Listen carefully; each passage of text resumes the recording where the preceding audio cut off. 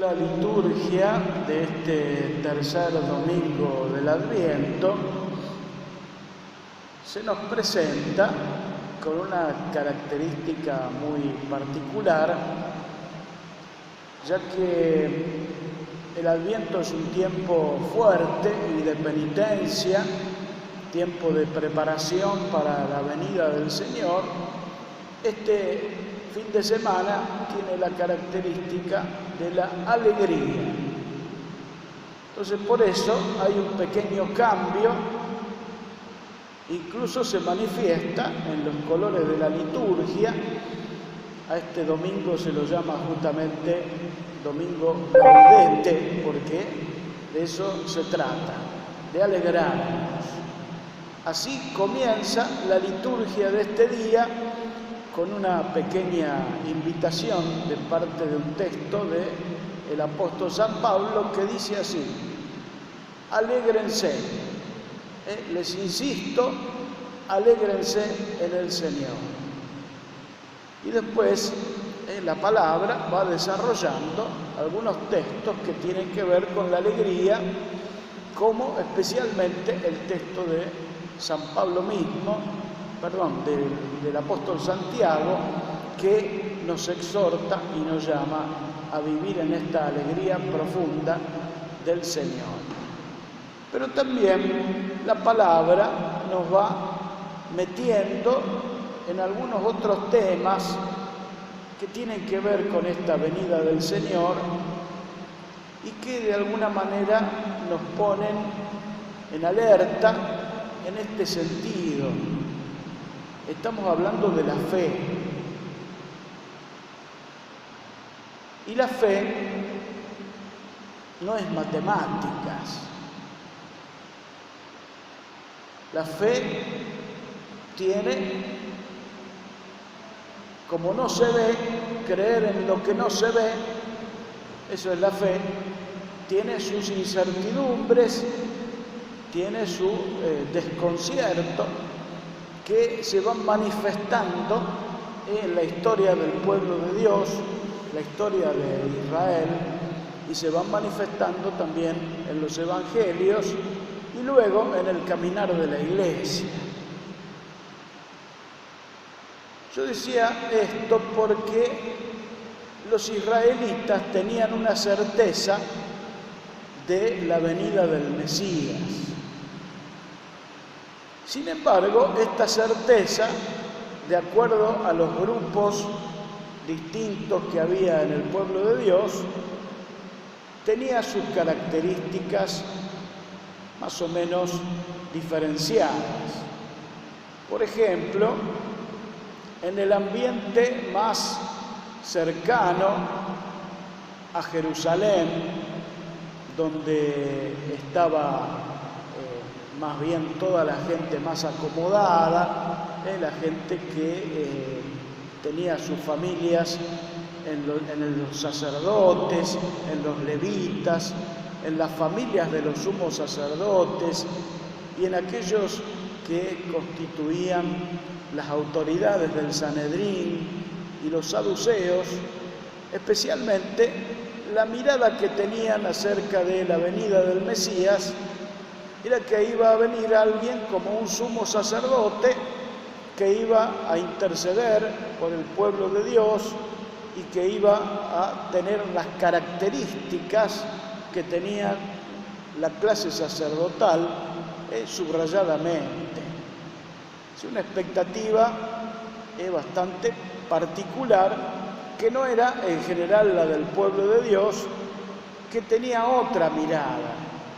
En realidad, el pueblo de Dios, o sea, la gente más sencilla, la gente más de pueblos y del interior de Israel, tenían la esperanza de un Mesías que fuera como el rey David, es decir, de estirpe real, que viniera a liberarlos de toda esclavitud, un rey que viniera a reinar definitivamente sobre Israel, que viniera a imponer su autoridad y que de alguna manera los sacara de la situación en la que estaban viviendo ellos, que tenían desde hace tiempo ya una situación de esclavitud, una situación de dominio de otra nación sobre ellos, no podían estar en libertad, sino que vivían sojuzgados y tenían que pagar impuestos a los imperios de los cuales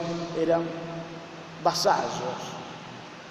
Esta era una expectativa de la gente más sencilla. Había otro tipo de expectativa en la gente más espiritual, más religiosa, en un sentido hondo de la palabra, que esperaban un gran profeta de Dios, alguien que viniera a anunciar de parte de Dios con toda claridad qué era lo que Dios quería sobre su pueblo, qué era lo que estaba esperando esta comunidad del pueblo de Dios, y especialmente la liberación de aquellos que eran los más poco favorecidos, aquellos que estaban viviendo mal, que estaban sufriendo enfermedades y que necesitaban un cambio profundo. Entonces tenían esa expectativa como la de Juan el Bautista, que viene a anunciarles que hay un cambio, que el Señor viene y que viene con determinadas características. Esta era más o menos la expectativa que había en el pueblo de Dios. Ninguna de las tres era totalmente acertada, ni tampoco era del todo falsa. Es decir, que el Mesías, que va a venir definitivamente, va a tener esas tres características: la de ser un rey, pero ya no al estilo de David ni de ningún rey de este mundo, sino que va a venir a reinar definitivamente de otra manera, que era muy poco esperada así. Era algo inaudito este rey, cómo se presentaba. Un rey que venía en pobreza, un rey que venía, como decíamos días anteriores, con una corona de espinas, con una cruz como su centro. Tampoco era falso que venía como un gran sacerdote, sino que, como va a decir la carta a los hebreos, era el sumo sacerdote, al estilo de ya el sacerdocio eterno de Melquisedec. Sino, digamos que la expectativa, si bien era distinta, también en esa línea se presentaba el Mesías. Y la otra característica, que era del profeta, en realidad este profeta viene ya no a dar un mensaje de parte de Dios, sino que él mismo es el mensaje de Dios. Su persona es la palabra, su persona es el verbo, su persona es el mismo mensaje que Dios quiere dar a la humanidad definitivamente. Y ahora miramos el Evangelio de hoy y nos encontramos con esta problemática. Quizá en todo Israel no había nadie con más condiciones, con más preparación y con más certeza de cómo era este Mesías que se acercaba, que Juan el Bautista. Si había que preguntarle a alguien cómo era este que venía de parte de Dios, era allí donde íbamos a encontrar exactamente cuál era lo que él esperaba, cómo era este Mesías que él mismo soñaba. Y nos encontramos con que las enseñanzas de Juan el Bautista no son coincidentes con las enseñanzas de Jesús. Por ejemplo, lo que Juan le estaba diciendo a su pueblo es que este enviado de Dios, este Mesías, venía con un hacha y que a todo árbol que no diera fruto lo iba a cortar y lo iba a destrozar. Y este que viene con la misericordia de Dios, con el amor de Es decir, las características de este Mesías no coincidían con las expectativas que tenía Juan el Bautista acerca de la realidad del Mesías. Entonces, una vez que Juan está puesto por Herodes en la cárcel, justamente porque al tener que decir una palabra acerca de la vida de este rey, Juan el Bautista va a cuestionarlo, lo que le vale de parte de Herodes la cárcel y luego el martirio. Juan el Bautista entonces desde la cárcel manda a decir a Jesús con 2 mensajeros si es él el que estábamos esperando o tenemos que seguir esperando a otros. Lo acabamos de leer en el Evangelio. ¿Qué quiere decir esto? Que la mirada que Juan el Bautista tenía acerca del Mesías no coincidía con lo que era la enseñanza de este Jesús. Entonces no sabía muy bien si era este el Mesías o había que seguir esperando. Fíjense que hasta la persona más preparada, aquel de que podíamos tener la certeza de que nos iba a decir cómo era el Mesías, tampoco encontramos allí con claridad cómo era este Mesías de Dios. Es decir, había un profundo desconcierto entre el pueblo de Dios y también una expectativa por allí de alguna manera falsa, aunque también tenía características de eso que todos de alguna manera esperaban. ¿Qué quiero decir con todo esto? Quiero decir que muchas veces nosotros tenemos expectativas acerca de la vida que no son del todo lo que va a ir pasando. Y por eso nos desconcierta, y por eso no sabemos si Dios nos escucha, no nos escucha, si Dios está atento a lo que nos está pasando, si nosotros tenemos claramente la fe puesta en el Señor o nuestra fe es bastante extraña. Entonces todo esto va haciendo que nosotros nos encontremos con que muchas veces no sabemos muy bien cómo es esto de la fe. Y allí el pueblo de Dios encuentra muchas enseñanzas que son del todo certeras, pero también son muchas veces ambiguas. Por ejemplo, nosotros estamos ante la expectativa de la Navidad, el nacimiento de Jesús, que vamos a celebrar con toda nuestra familia, con todo nuestro pueblo, con todos los vecinos, con aquellos que son más cercanos. ¿Qué día vamos a celebrar la Navidad? ¿Qué día vamos a celebrar? 24 de la noche, 25. Pero en realidad no sabemos cuándo nació Jesús. Ponemos un día en donde nos encontramos todos y celebramos y nos deseamos, pero no sabemos cuándo nació Jesús. Tenemos la certeza de que nació, pero el día no lo sabemos.